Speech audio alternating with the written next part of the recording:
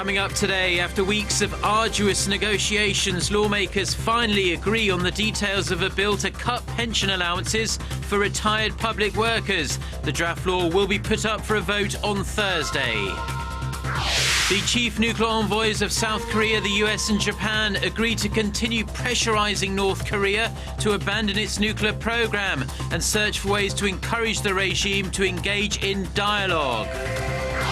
Plus, in the most serious scandal to hit FIFA yet, the United States accuses 14 officials and executives from football's governing body of racketeering, fraud and money laundering. Stay tuned for these stories and more.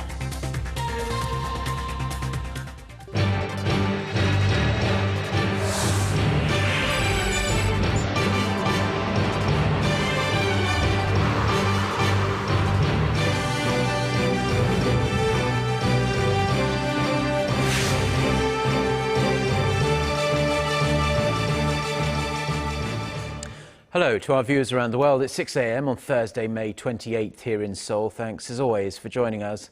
I'm Mark Broome.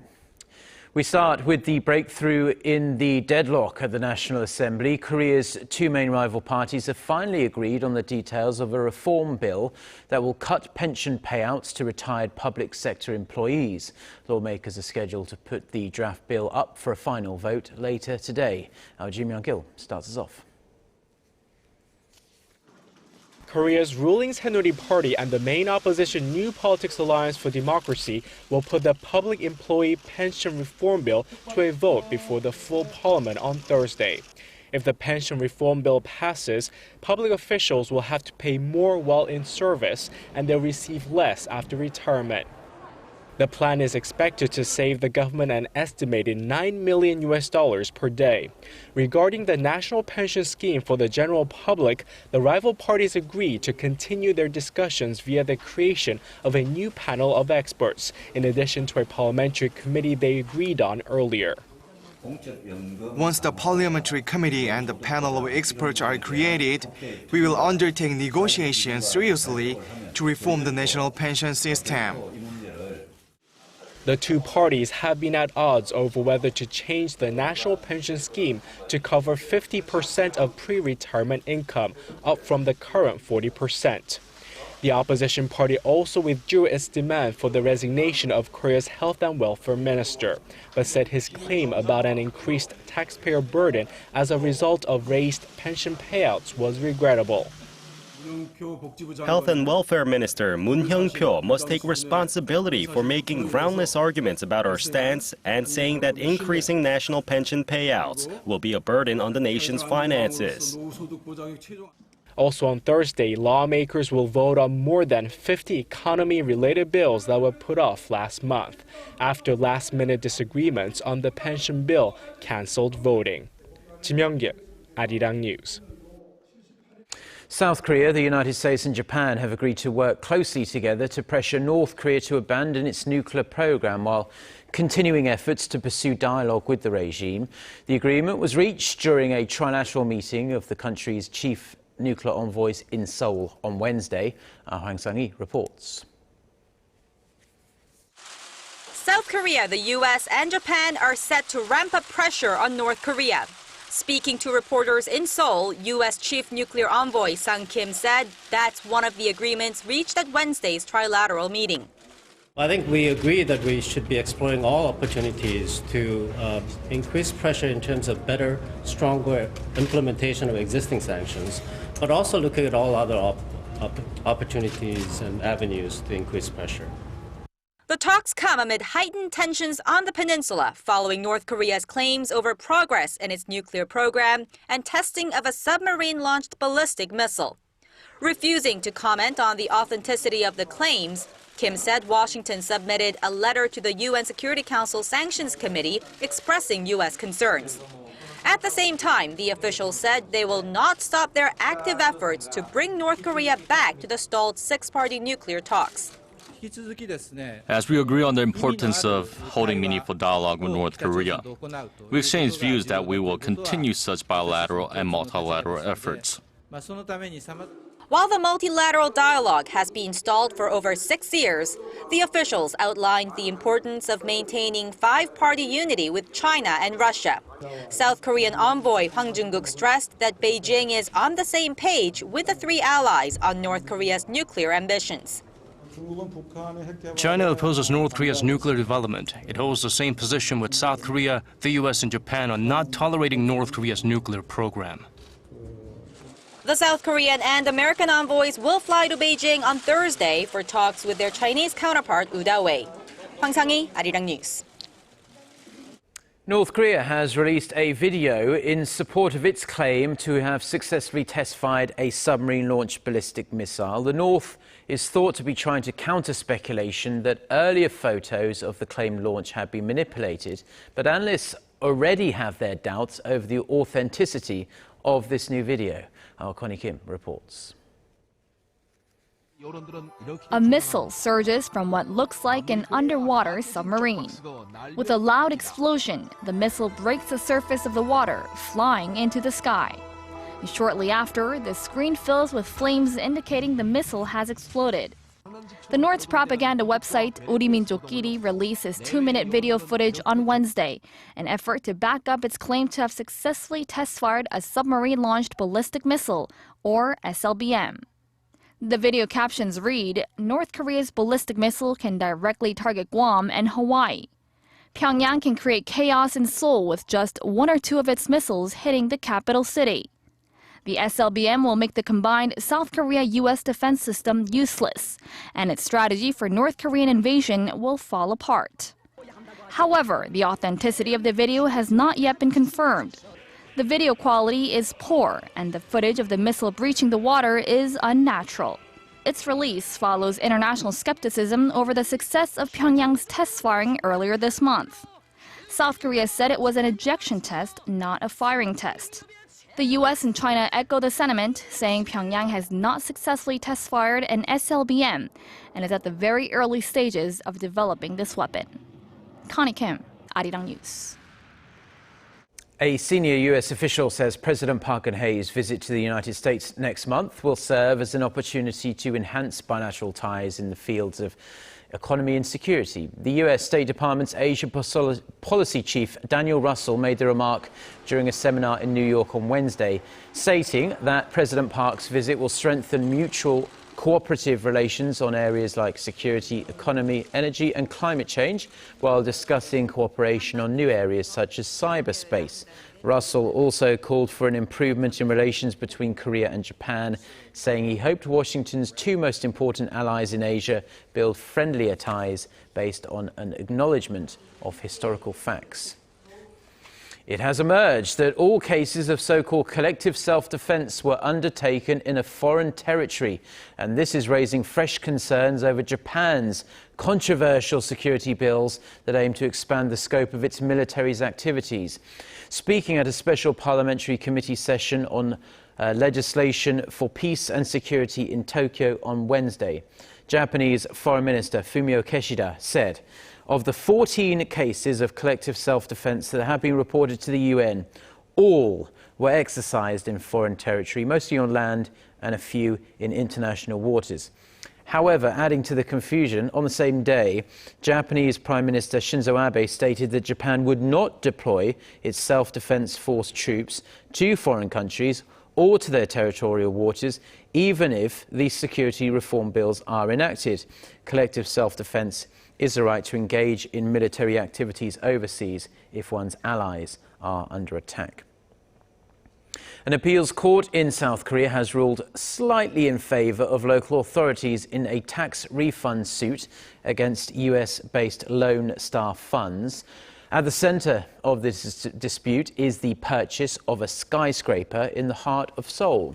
Our Kim Hyun-bin has more. The Seoul High Court, partially upholding a lower court's decision, said Wednesday there is a legal basis for the Yeoksam Tax Office to levy roughly $58 million in corporate tax on Lone Star funds for the purchase of a local skyscraper. In 2001, Lone Star purchased and sold the commercial high-rise in Seoul's Gangnam area, gaining little over $224 million in profits. At the time of the purchase, local tax authorities withheld 50% of the sale proceeds and levied a little over $90 million in transfer income tax, and Lone Star filed suit. In 2012, the Supreme Court ruled in favor of Lone Star, upholding two previous court decisions, and ordered a refund, stating that the $90 million transfer tax violates local tax law.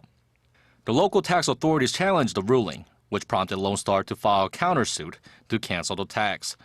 Lone Star had been claiming that it should be exempt from paying the corporate tax because its headquarters was based in Belgium, with which Korea has a double taxation avoidance deal.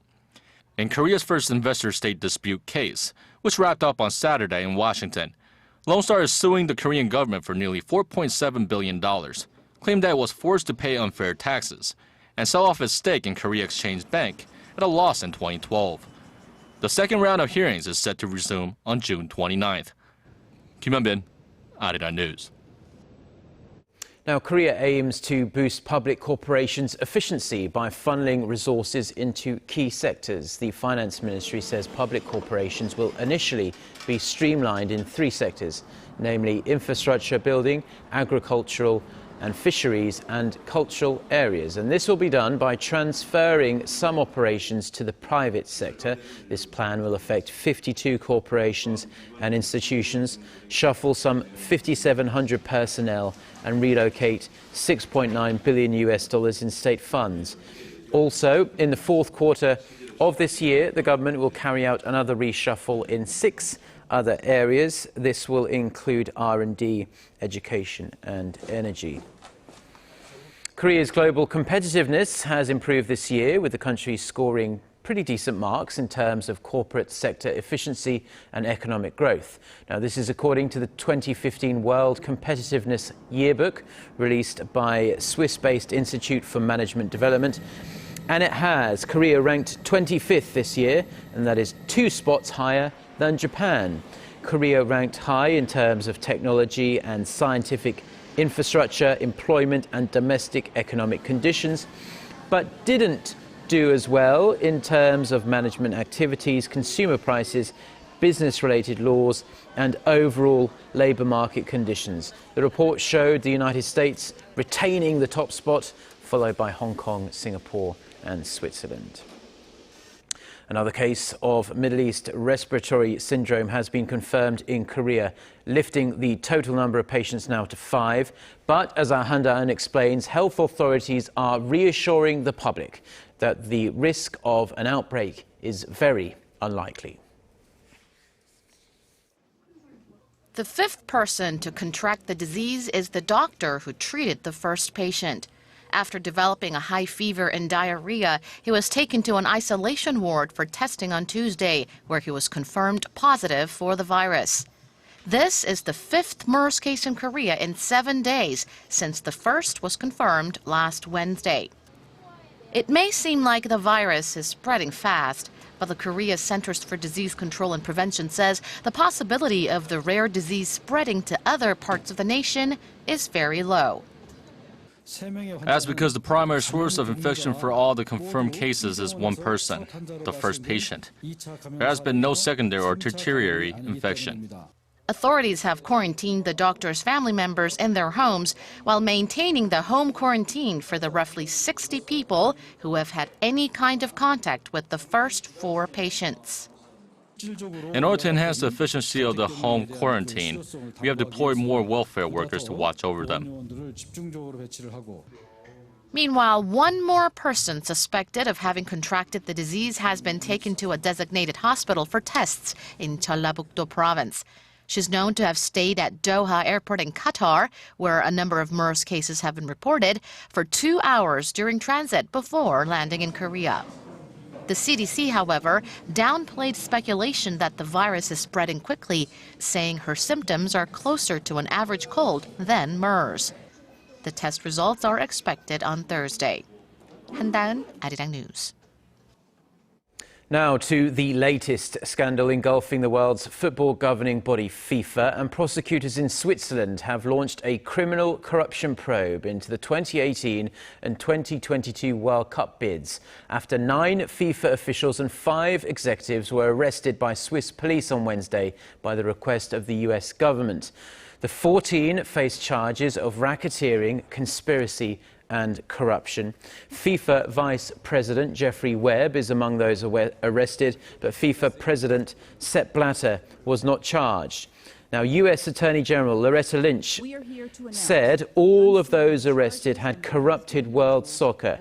The suspects are allegedly part of a racket which allowed them to line their own pockets with bribes worth some $150 million over a more than 20-year period.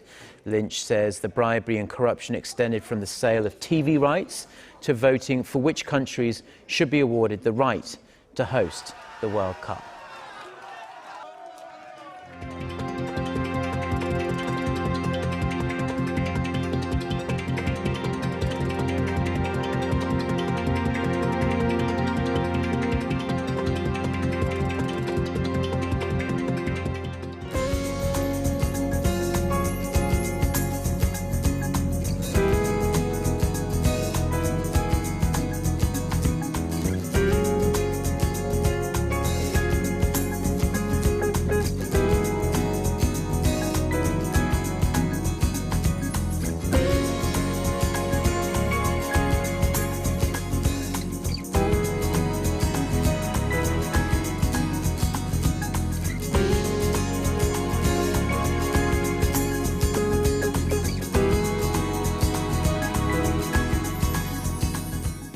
Well, those are the stories we've been following on this Thursday morning here in Seoul. For more of the latest, don't forget to check out our website arirang.co.kr/news, and we also have a smartphone application which you can find by searching for Arirang TV. Have a great day. Goodbye.